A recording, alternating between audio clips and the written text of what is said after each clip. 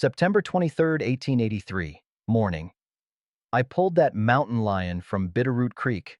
I had maybe 30 seconds to decide if a wild thing's life was worth risking my own. She was drowning. 30 feet of steel cable wrapped around her hind leg like a hangman's noose, dragging her under with each thrash. Company debris had her pinned against the rocks, and the current was winning. I'd been a game warden 18 years, seen men die in that creek. Pulled two out, breathing, one out cold. The regulations were clear as Montana snowmelt. Don't interfere with natural predator situations. But there wasn't nothing natural about steel cable. 5 company men sat their horses on the ridge above, watching. Not helping. Just watching to see what I'd do. What I didn't know, what I couldn't have known standing there with that rope in my hands, was that saving her life would put mine on trial, split the whole town down the middle, and teach me something about loyalty that no law book ever could. By dawn 3 weeks later, they'd either bury me or set me free. The water hit me like a freight train the second I waded in. Bitterroot Creek runs cold even in September. Snowmelt from the high country that'll steal the breath right out of your lungs. I had my rope coiled over one shoulder, wire cutters hooked to my belt, and about as much sense as God gave a jackrabbit for what I was fixing to do. That mountain lion was maybe 40 feet out, thrashing against the current like she was fighting the devil himself. Every time she went under, I counted. 1 second. 2. 3. Then that big golden head would break the surface, gasping, eyes wild with panic and rage and something else. Something that looked an awful lot like understanding that this was the end. The steel cable had her good. I could see it even from shore, wrapped tight around her back leg, caught in a tangle of fresh-cut timber that shouldn't have been in territorial water in the first place. Company marks burned right into the wood. McCready lumber. Wainwright! The shout came from the ridge above. I didn't look up. Didn't need to. I knew that voice. Young Elwood McCready, the owner's son, probably up there with his father's men watching to see if the crazy game warden was really stupid enough to get himself killed over a cat. Let him watch. I pushed deeper, felt the current grab my legs with greedy hands. The cold was already working into my bones, making my fingers clumsy. I'd pulled 3 men from this creek over the years. 2 lived, 1 didn't. I knew what these waters could do. The lion saw me coming. Her ears went flat, lips pulled back showing teeth that could crack bone easy as I'd snap kindling. A growl rumbled up from her chest, low and dangerous, even half drowned. Easy now, I said, though I doubted she could hear me over the roar of the current. Easy. I got the rope around a boulder for anchor, worked my way closer. The water was up to my chest now, trying its damnedest to sweep my feet out from under me. 20 feet, 15. Close enough to see the cable had cut clean through fur and hide, down to meat. Blood clouded the water around her leg. She'd been fighting this for a while. 10 feet separated us when her head went under again. I counted. 1, 2, 3, 4, 5. She wasn't coming back up. I didn't think. Just moved. 3 more steps, and I had my hand on that cable, wire cutters working. The current slammed me against the timber. The lion's body pressed against mine, all muscle and wet fur and wild heat even in the freezing water. First strand parted. Second. Third. Her head broke the surface right next to mine. Those gold eyes locked on my face from 6 inches away. I could smell her breath, meat and fear and exhaustion. Almost there, girl, almost. The last strand gave with a snap that I felt more than heard. The weight that had been dragging her down suddenly gone. For one long heartbeat, we were just there together in the current, man and predator, both of us fighting to stay alive. Then I was hauling her toward shallow water, my legs pumping, lungs burning, the rope around the boulder the only thing keeping us both from washing downstream. My boots found purchase on the rocky bottom. 3 more steps. 2. We collapsed together in the shallows, both heaving for air. She should have killed me right then. Would have been her right. I was close enough to touch, and she had teeth made for exactly this kind of work. Instead, she just looked at me. I've thought about that look for 18 years now, and I still can't put proper words to it. Wasn't quite human understanding, but it was understanding just the same. Like she knew, somehow she knew, that I'd made a choice back there in deep water. that I decided her life was worth the risk. I heard the horses before I saw them. Looked up to find all 5 of those company men lined up on the ridge, dark shapes against the morning sun. They'd watched the whole thing, every bit of it, and I knew right then that word would spread through town faster than creek water in spring flood. By the time I checked her leg, cable had cut to bone. She wouldn't hunt for weeks. I could already see dust rising from the town road. 3 riders, coming fast. Marshal Clyde Perkins rode a bay gelding you could spot a mile off. He never came out this way unless it was official business. Part 2. 750 words. Getting a half-drowned mountain lion onto a horse ain't something they teach you at the Territorial Academy. She was too weak to fight much, which was the only reason it worked at all. I fashioned a sling from my bedroll, got her draped across my saddle like a deer carcass, and led my horse slow back toward the line shack. Every step, I expected her to come alive, claws and teeth and pure wild fury. But she just hung there, sides heaving, that golden gaze fixed on my face like she was trying to work out what manner of fool I was, made 2 of us wondering that. The shack sat 3 miles from town, tucked back in the timber where the foothills started their climb toward the high country. 1 room, stone fireplace, Eleanor's books still on the shelf where she'd left them 8 years back. I hadn't moved much since she died. Easier that way, less to remember. I settled the lion on my own bedding near the fire, moved myself to the floor. She watched every movement, tense as a coiled spring, but when I brought water in a tin pan, she drank. When I examined her leg by lamplight, she growled low but didn't strike. The cable had done worse than I thought. Cut clean through hide and muscle, scraped bone. She'd be lucky to keep the leg. Luckier still if infection didn't take her. I needed Doc Hastings. Sent word with Tommy Chen, the young hand from the Richardson Ranch who sometimes ran messages for me. Gave him 2 bits and told him to be quick about it. The boy took one look at what was laid out on my floor and his eyes went wide as dinner plates. "Mr. Wainwright, sir, that's a mountain lion." "Yep. You got a mountain lion in your house." "Appears so." "Is she gonna eat you?" "Hope not. Now get." He got. Doc arrived 2 hours later, black bag in hand, looking like a man who'd seen about everything there was to see and wasn't much surprised by any of it anymore. He was 60 if he was a day, with hands steady as bedrock and a way of speaking that made you trust him even when he was telling you hard truths. He stood in my doorway, took in the scene, and shook his head slow. "Silas, you've finally lost your wits." "Been hearing that. That cat weighs better than 150 pounds. She could open you up like a letter." "Could." "Hasn't." Doc set his bag down, knelt beside her, and did what he always did. Treated the patient in front of him like it was the most natural thing in the world. He cleaned the wound with carbolic, stitched where stitching would hold, wrapped the leg in clean linen strips I'd boiled on the stove. The lion let him work. Never growled, never fought. Just watched him with those eyes that seemed to see more than an animal had any right to see. "Took an oath about preserving life," Doc said, tying off the last bandage. "Didn't specify human life exclusively." He packed his bag, stood, and looked at me direct. "You know this won't end quiet, Silas. Those company men on the ridge, they saw. Word's already spreading. I passed 6 folks on my way here, all asking questions. Town'll have opinions by supper time." "Let 'em have opinions. McCready Lumber's got influence. Territorial magistrate owes them favors. You interfered with natural predator protocol. Saved an animal that's killed livestock before. She killed a calf 2 years back. 1 calf. After the company logged her territory and ran off the deer." Doc sighed. "I'm not arguing rightness with you. I'm telling you what's coming." After he left, I sat by the fire and watched the lion sleep. Her breathing had steadied, the wild panic gone from her eyes.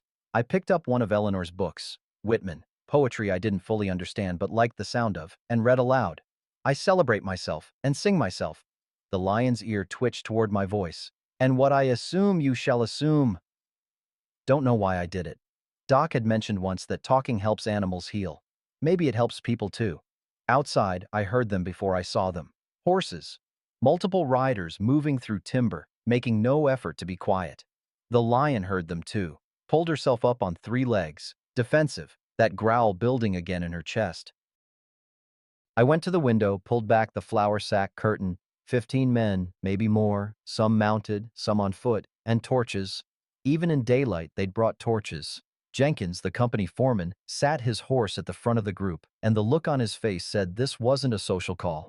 I stepped onto the porch with my Winchester, but I didn't aim it, just held it loose across my chest, the way a man does when he wants folks to remember he's armed but isn't looking for blood. Jenkins sat his horse at the front, torch in one hand, reins in the other. Behind him, I recognized faces, ranch hands from the McCready operation, a few townsmen I'd seen at the general store, couple of drifters who'd hire out for any work that paid. The kind of crowd that forms when there's safety in numbers and somebody else is doing the thinking. Wainwright, Jenkins' voice carried that edge of a man who thinks he's got the law and God both on his side. We want that cat. I let the silence stretch, counted 5 breaths before I answered. She ain't going anywhere, legs tore up bad, won't be hunting for weeks. Don't matter what she'll be doing, matters what she is, a killer, and matters that you cut company property to get her loose. That cable's worth $300. A murmur ran through the crowd. 300 was 6 months' wages for most men there. Cable shouldn't have been in territorial water, I said, voice level. And that cat didn't put herself in it. Your dam broke upstream, flooded the ford, swept her into debris that your operation left laying. That's a lie, Jenkins spat sideways. We got permits for everything we do. Then you won't mind when I file a report with the territorial office. His face darkened. You refusing a legal order? I'm saying you ain't the law, Jenkins. Marshall wants to talk, I'll talk. But I ain't handing an injured animal over to a mob with torches. Not while I'm breathing. The crowd shifted. I caught movement in the back. Some of the men wouldn't meet my eyes. Good. Meant they weren't all sold on this. That thing's dangerous, someone called out. Killed Richardson's calf 2 years back. 1 calf, I said. After your logging operation ran off every deer in her territory. She was starving. Did what starving things do. It's unnatural, another voice. Keeping a wild animal like a pet. Ain't Christian. Ain't keeping her. She's healing. Then she's gone. Jenkins leaned forward in his saddle. You know what I think, Wainwright? I think 8 years alone has added your brain. I think you're using that cat as a replacement for your dead wife, and everybody in this territory's gonna know it by morning. The words hit like a fist to the gut. I felt my grip tighten on the Winchester, felt heat rise up my neck. Behind me, inside the shack, the lion growled. Low and steady, the sound of something that wouldn't go down easy. Before I could answer Jenkins, a horse pushed through the crowd. Young Elwood McCready, the owner's son, face pale in the torchlight. He couldn't have been more than 19, still had that soft look of a boy who'd never missed a meal or spent a night sleeping rough.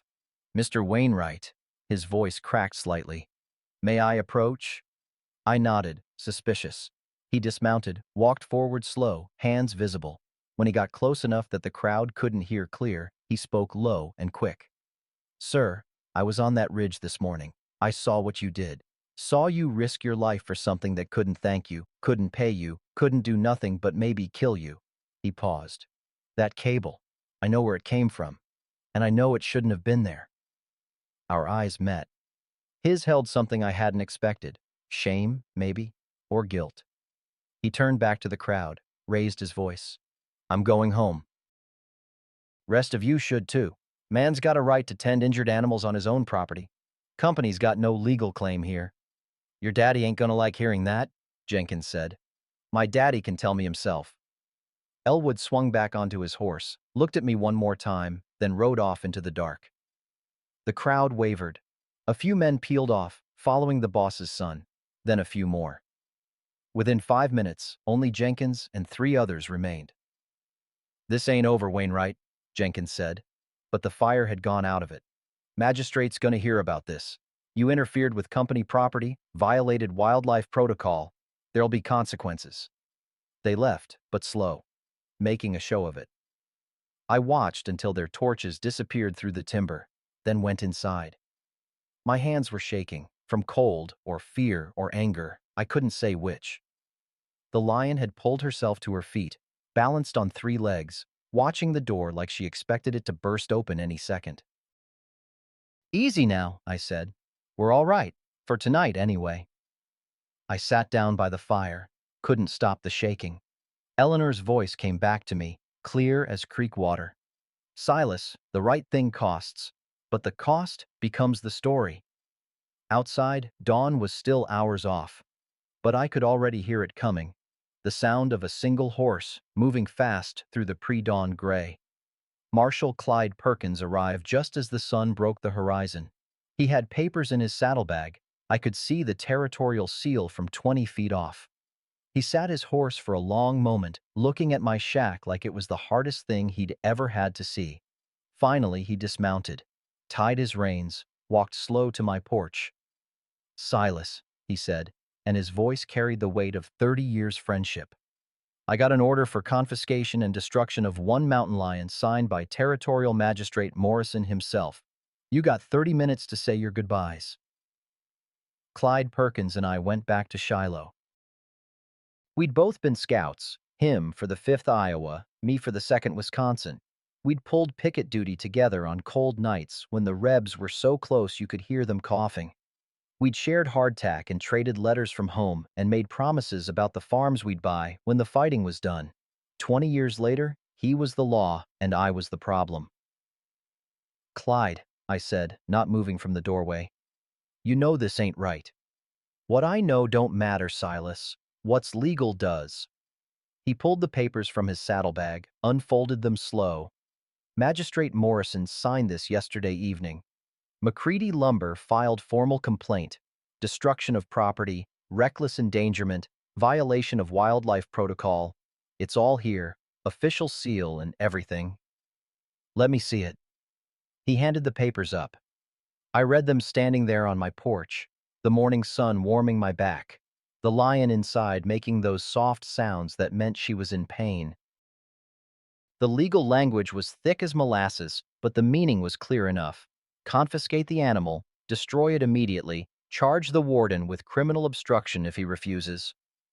30 minutes, Clyde said again. "I'm sorry, Silas, I truly am. But that's all I can give you." He walked back to his horse, stood there with his back to me, giving me privacy, maybe, or just not wanting to watch. I went inside. The lion had her eyes on me, wary and intelligent. The bandage on her leg needed changing. I could see blood seeping through. But there wasn't time now. There wasn't time for anything. "I'm sorry, girl," I said. I tried. Then I heard it. Soft knock on the back window. So quiet I almost missed it. I moved quick, pulled back the flour sack curtain. Beatrice Wilkins stood there in the early light, a wrapped bundle in her arms. She was 50 if she was a day, the postmistress, a widow who kept her own counsel and missed nothing that happened in town. I opened the window. "Silas, I don't have much time." She thrust the bundle through. "Listen carefully." Inside was documentation, letters, ledgers, photographs. Her hands shook as she spoke. "My husband died 10 years ago. Company accident, they said. Logging chain broke, crushed him. They paid me off, told me to keep quiet." Her voice was steady, but her eyes burned. I kept quiet. But I kept records, too. Everything. Every violation, every bribe, every corner they cut. That dam upstream, built without proper permits. The cable that caught your cat, part of an unauthorized water diversion. I got proof of all of it. "Beatrice, there's an old mining tunnel, quarter-mile into the hills. Collapsed entrance, but passable for a man and a cat. Take her there. Tell the marshal she escaped. I'll tell him I saw her heading south toward the Richardson place." "You'll be lying to law." Her face hardened. "My husband's been dead 10 years because of company lies." "Figure I'm owed one." She told me where to find the tunnel, described the path. Then she was gone, moving quick through the timber like she'd never been there at all. I looked at the lion, at the clock, at the papers in my hand. 20 minutes left. I worked fast, fashioned a travois from pine branches and rope, got her onto it. She growled but didn't fight. Too weak, or maybe smart enough to know I was trying to help. Got her out the back window while Clyde stood out front, checking his pocket watch, giving me every second he could. The quarter mile felt like 10. Every sound made my heart jump. Would they see? Would someone come? The lion was heavy. The travois kept catching on roots. My shoulders screamed with the effort. The tunnel was where Beatrice said, old silver mine from the 60s, entrance half collapsed but passable. I got the lion inside, into the dark and the cool. She didn't want me to leave, kept making this sound, almost like questioning. I'll be back, I promised. Daily. Just stay quiet. I ran back to the shack, arrived breathing hard, sweating despite the morning chill, composed myself. Opened the front door. Clyde was on the porch, hand on his pistol. Time's up, Silas. She's gone. What? Ran off. Healed faster than I thought. Window was open. She must have... He pushed past me, searched the shack. No lion. Just empty bedding and the smell of carbolic and blood. Silas. He turned on me, face hard. Where is she? Wild animal, Clyde. They don't ask permission. I don't believe you. Don't have to believe me. Just have to write your report. He stared at me for a long moment. Then he shook his head, something like disappointment in his eyes. I'm reporting this. Obstruction of justice. You'll be charged, Silas. Probably lose your position. Maybe see jail time. If that's how it is. After he left, I collapsed against the doorframe. My hands wouldn't stop shaking. I'd bought time, but how much? And for what? Then it hit me like a Winchester kick to the chest. Why she'd been so desperate to reach the other bank. Why she'd fought the drowning so hard. Why even now, injured and hidden, she watched the hills with those gold eyes. Cubs. She had cubs somewhere on the other side of that creek. And I'd just trapped her in a tunnel, unable to reach them, while her babies starved waiting for a mother who couldn't come. The next 3 weeks, I visited that tunnel every day before dawn, brought venison from my traps, rabbits I'd snared, water in a canteen, changed her bandages with supplies. Doc snuck me when no one was looking. The wound was healing clean. No infection, no fever, but slow. She'd need another week, maybe 2, before that leg could bear her full weight. Every visit, she watched me with those gold eyes. Wary at first, then something else. Recognition maybe, or understanding that I kept coming back. I'd sit with her in the cool dark of that tunnel, back against stone that had stood there since before Montana was even a territory, and talk. Don't know why, maybe just to fill the silence. Maybe because 8 years of living alone had left too many words piled up inside with nowhere to go. Told her about Eleanor, about the baby that came too early and took them both, about my boy Samuel who couldn't bear to stay in a house that smelled like grief, so he went to Chicago and barely wrote. Told her about the war, about Shiloh, where I learned that doing your duty sometimes means watching good men die for reasons nobody can quite explain. She'd cock her head when I spoke, ear twitching toward my voice. Once on the second week, when I was reading from Eleanor's Whitman, I celebrate myself and sing myself. The lion moved closer, just a few inches, dragging that bandaged leg, close enough that I could feel the heat coming off her body. My hand was resting on my knee. She lowered her massive head and laid it there, just rested it, gentle, like Eleanor used to do when we'd sit by the fire after supper. I couldn't breathe right for a moment. Couldn't see clear either, though I'd blame that on the tunnel's dim light if anyone asked. Your babies are waiting, I said, voice rough. Soon as you're strong enough, we'll find them. She made a sound, not quite a growl, not quite a purr. Something in between that I felt more than heard. That evening, Doc Hastings found me at the tunnel. I'd been careful about my trail, but Doc had been tracking wounded animals and wandering patients for 30 years. Not much got past him. He examined her leg without a word, nodded approval at how it was healing. Then he sat back on his heels and looked at me. Spoke with Territorial Judge Harrison yesterday. Old friend from my Philadelphia days. He's 75 now, came west in the 50s. Clyde said Magistrate Morrison signed the destruction order. Morrison's a company man, always has been, but Harrison outranks him. And Harrison remembers things Morrison don't, like the custodial protection precedent from 1867. I waited. says if a wild animal is injured on territorial land due to proven human negligence, the game warden has legal authority to provide protection until the animal's healed and can be safely released. It's old law, barely used, but it's still law. Something that felt like hope stirred in my chest. The cable? I kept the piece you cut off her leg. Still got it. Doc pulled a folded handkerchief from his pocket, unwrapped it. 6 inches of blood-stained steel cable. If we can prove this matches McCready Lumber's equipment and that it was placed illegally, you've got legal standing. Beatrice has documentation. Letters, permits that were never filed, inspection reports that were falsified. Then we've got a case. Judge Harrison's calling a hearing 3 days from now. Can you keep her safe till then?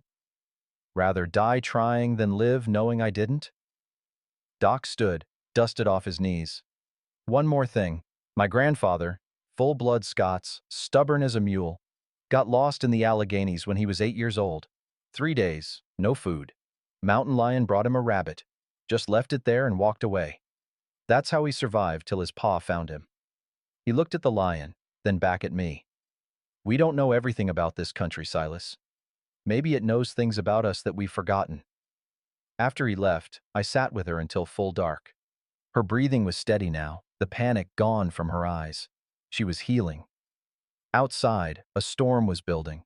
I could smell it on the wind, rain coming down from the high country, the kind that turns creeks to rivers and washes out roads. I headed back to the line shack as the first drops started to fall, found my home ransacked, every drawer pulled out, Eleanor's books torn from their shelves, pages scattered. Her poetry, Whitman and Dickinson and Frost, ripped and trampled. The stone where I'd kept her wedding ring was overturned, the ring gone. On the wall, painted in something dark, pitch or tar or worse, one word, traitor. My patrol vehicle sat outside, both tires slashed, and on the horizon, toward town, I saw it. Orange glow against the storm clouds, too bright for lamplight, too steady for lightning. Fire. I ran, 3 miles through rain that turned to downpour, boots slipping in mud, lungs burning. Got to town just as half the population formed bucket brigades from the creek. Doc Hastings' office was burning, not the out-of-control wildfire kind, the deliberate kind, the kind that starts in 4 places at once and burns hot enough to take everything. Doc stood in the muddy street, face covered in soot, watching 40 years of medical practice turn to ash. When he saw me, he just shook his head slow. "They're done playing nice, Silas." He handed me a paper, rain-soaked but readable. "Found this nailed to my door before the fire started. 5 words, written in block letters. The hearing is canceled. The rain hammered down all night." By morning, Bitterroot Creek had risen 3 feet, and the road to town was a river of mud. Marshal Clyde came at dawn with 2 deputies. They had irons ready and a warrant signed by Magistrate Morrison himself. "Silas Wainwright, you're under arrest for obstruction of justice, destruction of company property, and harboring a dangerous animal in violation of territorial code." I didn't fight. What would be the point? They cuffed my hands, led me to the wagon. Passing townspeople stopped to watch. Some spit in my direction, others tipped their hats quiet-like, and the children just stared with confused faces. I saw Elwood McCready standing outside the general store. Our eyes met. The boy looked like he hadn't slept in days.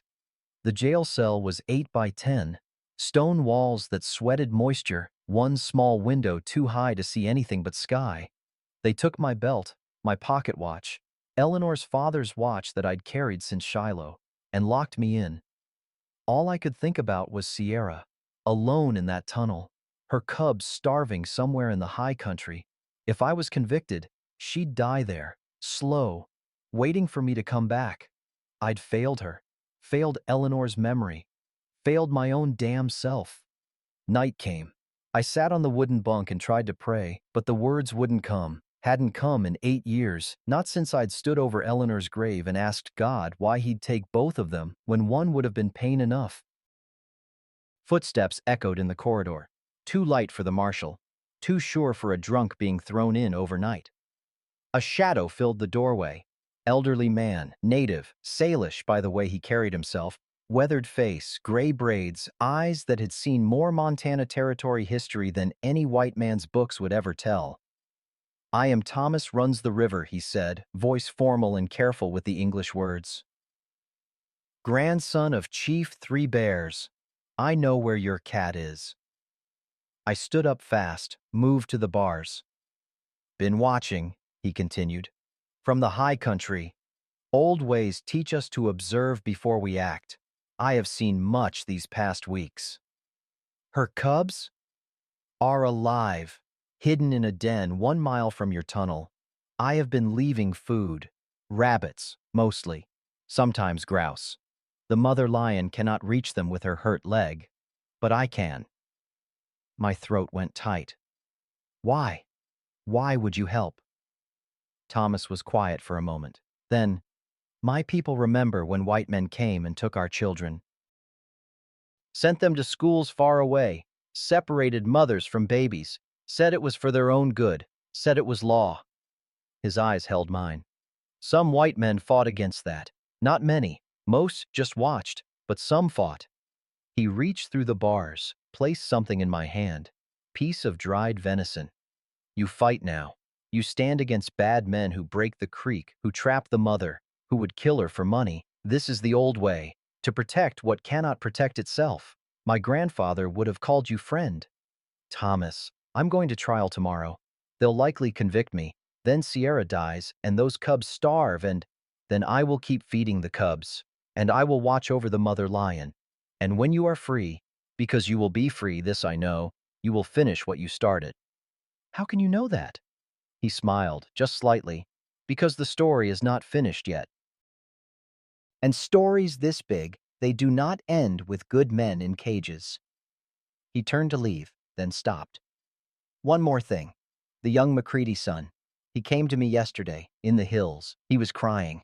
Said his father's company built the dam wrong, placed the cable wrong, covered up many wrongs. He has papers, evidence. He is afraid of his father, but more afraid of becoming his father." "Elwood? He will come to the trial. He will speak truth. This I know also." Thomas nodded once. "Sleep now. Tomorrow, justice begins." After he left, I sat on that bunk holding the piece of venison, and for the first time in 3 weeks, I felt something that wasn't quite hope, but close enough to fool me. Outside, the rain had stopped. Through the high window, I could see stars breaking through the clouds. Then I heard it. Distant but clear. Horses. Multiple riders, moving fast through town, heading toward the courthouse. Morning broke gray and cold. They came for me at 8 o'clock. The courtroom, really just the town hall with the tables moved, was packed. Every seat filled, folks standing along the walls, more crowding outside the windows. I'd never seen so many people gathered in one place outside of church on Easter. Judge Morrison sat at the front, stern-faced and company-friendly as they came. The territorial prosecutor stood ready with a stack of papers thick as a Bible, and I had no lawyer. Couldn't afford one. The young attorney they'd offered looked terrified just being in the same room. Clyde uncuffed me, sat me at the defendant's table, leaned close and whispered, "Silas, for God's sake, plead guilty. Throw yourself on the court's mercy. Maybe you'll only get 5 years instead of 15. I looked at him. At my old friend from Shiloh, from nights on picket duty when we were both young and stupid and thought we'd live forever. "Can't do that, Clyde." "Why the hell not?" "Because that lion's still healing, and her cubs are still waiting. And if I plead guilty, I'm saying what I did was wrong. It wasn't wrong. It was the only right thing I've done in 8 years." The judge banged his gavel. Court was in session. Part 7. L 750 words. The prosecutor was a sharp man from Helena, brought in special by McCready Lumber. He laid out the case like he was building a fence, one post at a time, methodical and damning. "Gentlemen of the court," he began, though there was only Judge Morrison sitting up there. "The facts are simple. Mr. Wainwright willfully violated direct orders from his superiors. He destroyed company property valued at $300. He harbored a dangerous predator in direct violation of territorial wildlife protocol, and when lawfully ordered to surrender said animal, he allowed it to escape, or more likely, hid it himself. He called his witnesses. Jenkins, the company foreman, testified about the cable, legal placement, he claimed, for authorized logging operations. Said I cut it out of spite, not necessity. The territorial wildlife director came next. Confirmed the regulations, no intervention in natural predator situations. Said I'd set a dangerous precedent, undermined the entire system. A property assessor valued the destroyed cable. $300, 6 months' wages. The prosecutor's closing was surgical. This man put personal feelings above law and public safety. Because of his actions, a dangerous animal remains at large. The community deserves protection from the predator and from wardens who believe they're above the rules they're sworn to enforce. The gallery murmured agreement. I could feel the tide turning, feel the weight of judgment settling over me like snow. Judge Morrison called for my defense. I stood. Your Honor, I'll speak for myself. Mr. Wainwright, I strongly advise you accept counsel. Don't need counsel to tell the truth, Your Honor. I laid it out plain. The cable shouldn't have been there. Territorial water, no permits. The dam that broke upstream was built wrong, built cheap, built to cut corners and maximize profit. Sierra didn't steal anything. She got caught in a flood caused by human negligence, wrapped in equipment that had no legal right to be in that creek.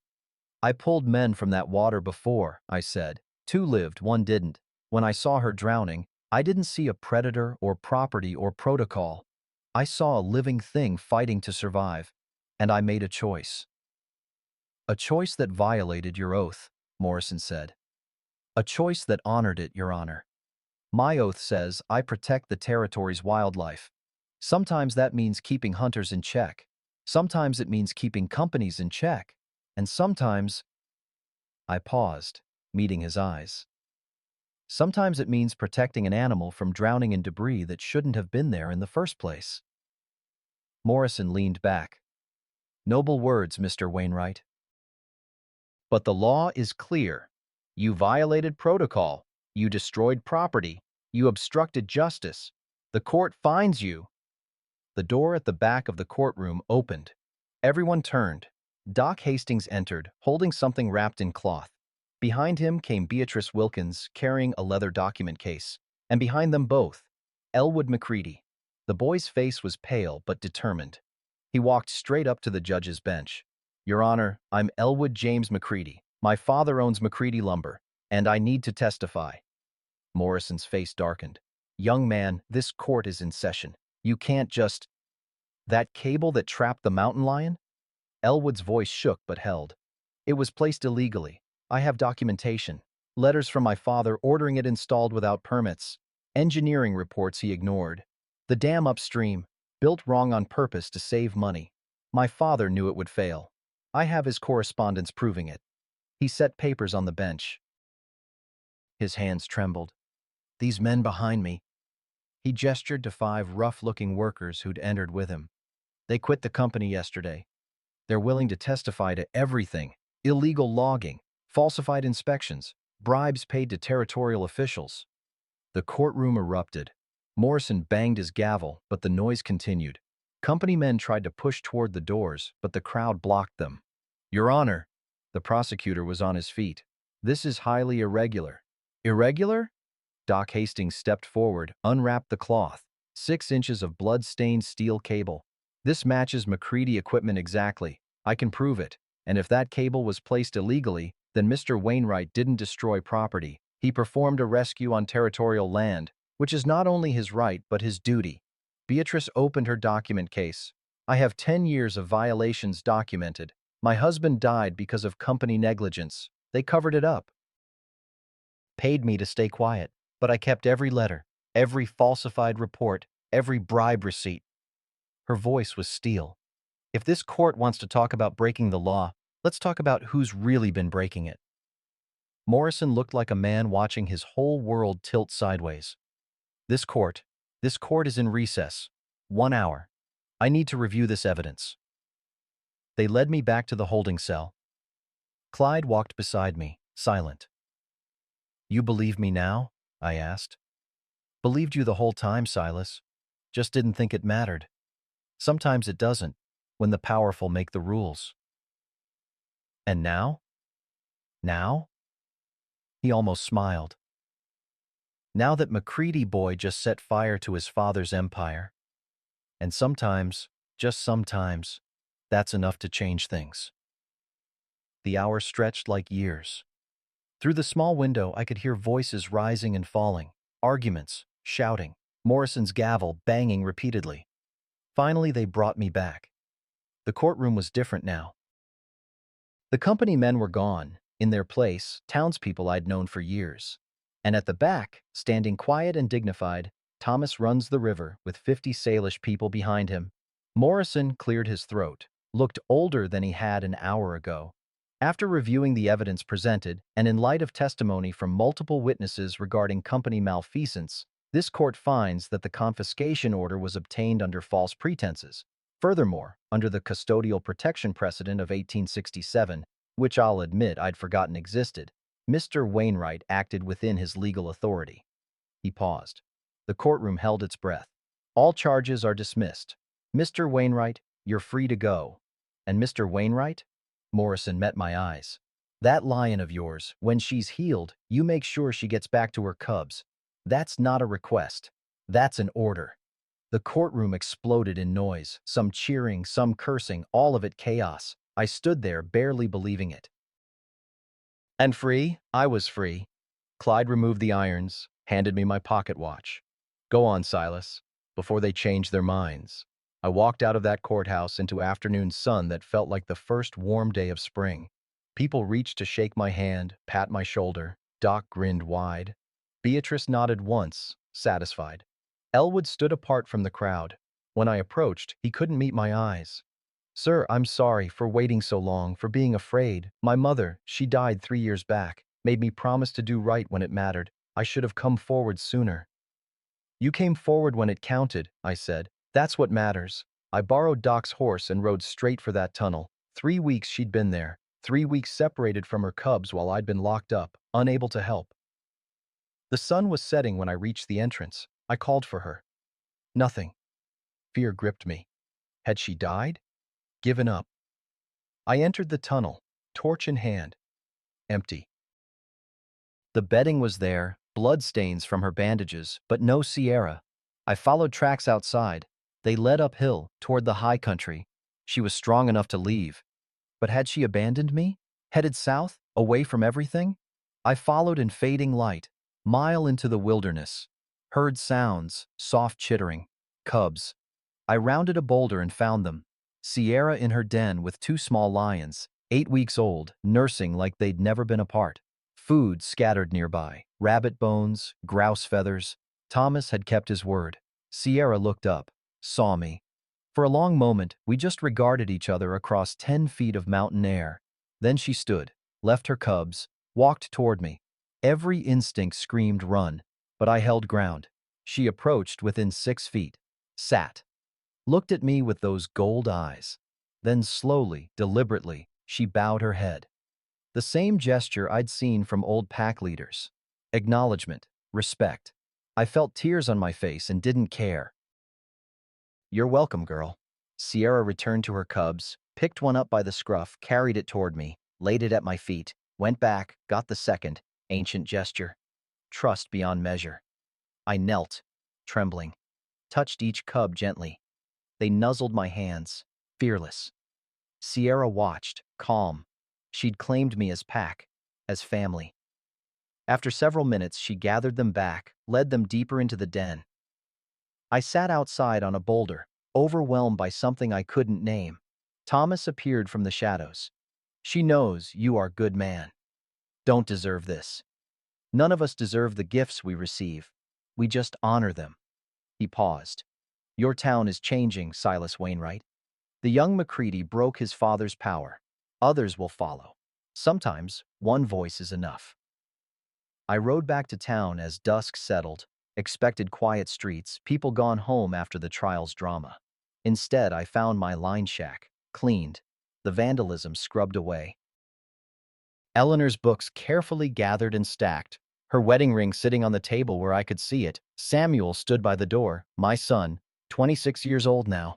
Hadn't seen him in 3 years, not since he'd written to say Chicago suited him better than Montana ever would. Pa, his voice cracked. I came as soon as I heard. We faced each other across 10 feet of porch boards. Company sent you a telegraph, he continued. Said you'd gone crazy. Said you were using a wild animal to replace Ma. Offered me $500 to come testify. Say you weren't fit for duty. He looked at his boots. I took the money, Pa. Thought I was helping. Insanity plea instead of prison. But I was just helping myself. Being a coward. The anger I'd expected didn't come. Just exhaustion. You testified against me, Samuel. Your own father. I know. Said I was mentally unfit in front of the whole territory. I know. He finally met my eyes. Looked like he'd aged 10 years. I was wrong. Soon as I got here, saw what they'd done to Doc's office, to your home, heard how you stood alone against all of them. His voice broke. Ma would be ashamed of me. I thought about Eleanor, about what she'd say if she were standing here now. Thought about Thomas's words. Stories this big do not end with good men in cages. Your mama always said everybody gets one chance to make things right, I said slowly. Reckon this is yours. Relief flooded his face. I'll earn it back, Pa, however long it takes. We didn't embrace, not yet. The wound was too fresh. But he nodded, and I nodded back, and it was a start. That evening, the whole story came out over coffee at Doc's temporary office. He was working out of the back room at Beatrice's place until his could be rebuilt. Elwood sat with us, looking hollow-eyed. My father knew about the dam for 6 months before it failed. Engineer warned him it needed reinforcement. Said it would cost $5,000 to fix it, right? Pa said we couldn't afford it.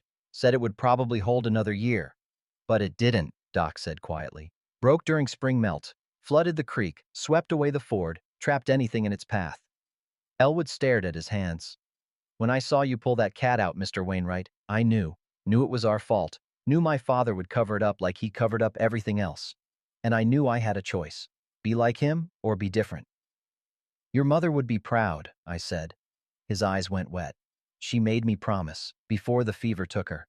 When the time comes to choose between easy and right, choose right even if it costs everything. This cost me my inheritance. Pa disowned me this morning. But, he managed a weak smile. I can sleep at night now. Beatrice poured more coffee. The territorial governor's office sent word. Federal investigation starting next week. McCready Lumber's going to be torn apart piece by piece. Every contract, every permit, every inspection. They want me to testify, show them my records. They want me too, Elwood said. And the 5 workers who quit, and half a dozen others who've come forward since the trial. Doc raised his cup. To witnesses, to people who finally found their courage. We drank to that.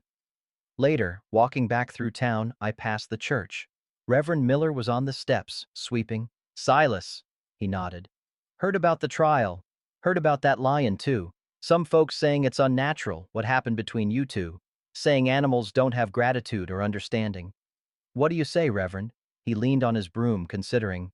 I say God made all creatures.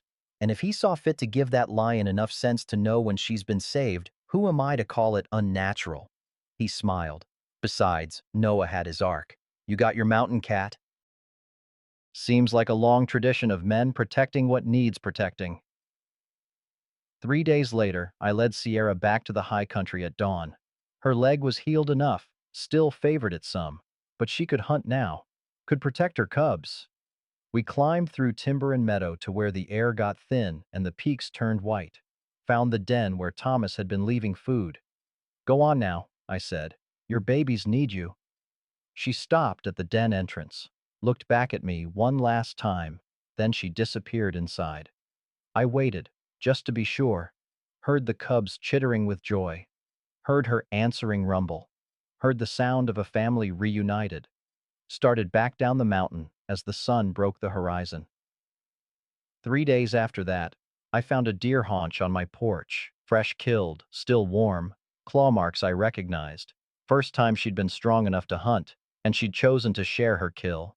I sat on those porch steps holding Eleanor's pocket watch, and I smiled. First genuine smile in 8 years. Eleanor, I said to the morning air, you would have loved this. Sierra lived another 5 years in those mountains. I'd find deer carcasses on my porch maybe once a month, sometimes just a haunch, sometimes a whole doe. Her way of saying she remembered. Her cubs grew up, had cubs of their own. I'd see them sometimes in the high country, 3 generations of mountain lions that didn't run when I passed.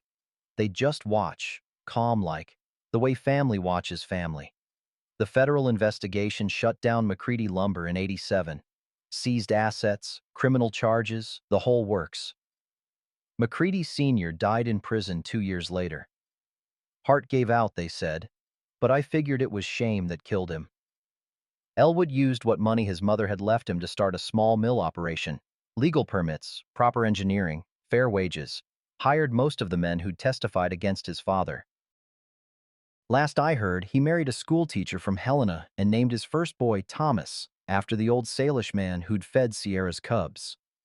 Samuel came back to Montana in '84, worked alongside me for 7 years before he met your grandmother, a widow with 2 children who needed a man who'd learned something about second chances. They gave me 3 more grandchildren, including you, before he passed in '98. We never talked much about his testimony, but he showed up, did the work. That's what mattered. Doc rebuilt his practice with money the territorial governor's office provided as restitution. Beatrice got a formal apology and compensation for her husband's death. She used it to start a lending library, said the territory needed more truth-telling, and books were a good place to start. Thomas runs the river and I became friends. Real friends. He'd visit sometimes, bring venison, or teach me about plants his people had used for medicine since before white men drew their first map. He died in '96, peaceful in his sleep at 83 years old. His grandson still brings me elk meat every winter. But here's the thing nobody expected, the thing that changed everything.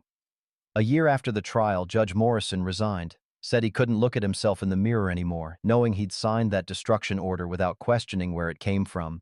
He moved back east, died a few years later. The territorial governor appointed a new magistrate, woman named Catherine Brennan, first female judge in Montana Territory. She'd read about the case, about the custodial protection precedent we'd used. She expanded it, wrote new territorial laws saying game wardens had not just the right, but the duty to protect wildlife from human-caused harm. Said if we were going to settle this country, we had responsibility to the creatures who were here first. Made it illegal for companies to place equipment in waterways without environmental review. Required inspection of all dams and diversions. They called it the Wainwright Protection Act. Named it after me, though I told them I didn't need that. Told them to name it after Sierra, or Thomas, or Elwood, or any of the people who'd actually been brave. But it stuck.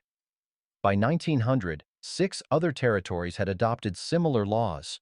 When Montana became a state in '89, the Protection Act was written right into the state constitution. All because one mountain lion almost drowned and one stubborn warden couldn't walk away. Now you ask me why I'm telling you this story, why it matters that your grandpa once saved a mountain lion 18 years back. Here's why, boy. That morning I pulled Sierra from Bitterroot Creek. I thought I was making a choice about one animal. Turns out I was making a choice about what kind of man I wanted to be. About whether rules matter more than doing right. About whether other people's opinions matter more than your own conscience. I lost near everything for a while. Job, reputation, my own son's respect. But you know what I gained? I gained myself back. For 8 years after your grandma died, I was just existing. Following rules because rules were easier than feeling. Then one mountain lion showed me that sometimes the bravest thing you can do is break the rules that are wrong. Sierra passed in '97. Natural causes, Doc figured. Just old age for a mountain lion. But her line continues. Last spring, I saw one of her great-grandchildren with cubs of her own. They don't fear humans like other lions do. They watch us careful like, but not afraid.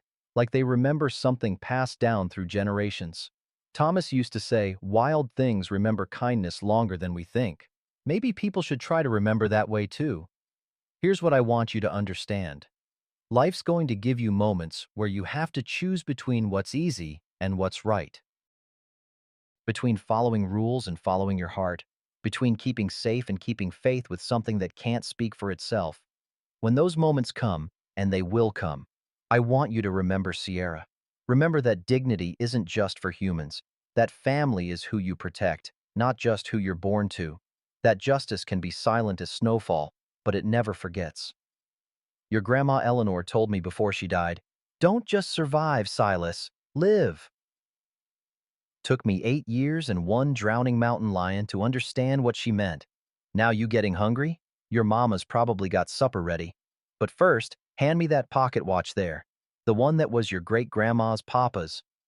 Time I taught you how to wind it proper. This watch has seen some things, boy. Seen the best and worst of our family. But it keeps running, long as somebody tends it. Kind of like dignity. Kind of like honor. Kind of like the promise I made to a mountain lion one September morning when I decided her life was worth risking mine. Best decision I ever made. If this story touched something in you, I reckon I know why. Maybe you've stood alone when everyone said you were wrong. Maybe you've made a choice that cost you everything, but gave you back yourself. Maybe you've looked at something hurting, person or creature, and couldn't walk away even when walking away was easier. That's the thing about dignity. It don't care if you're human or animal, rich or poor, young or old.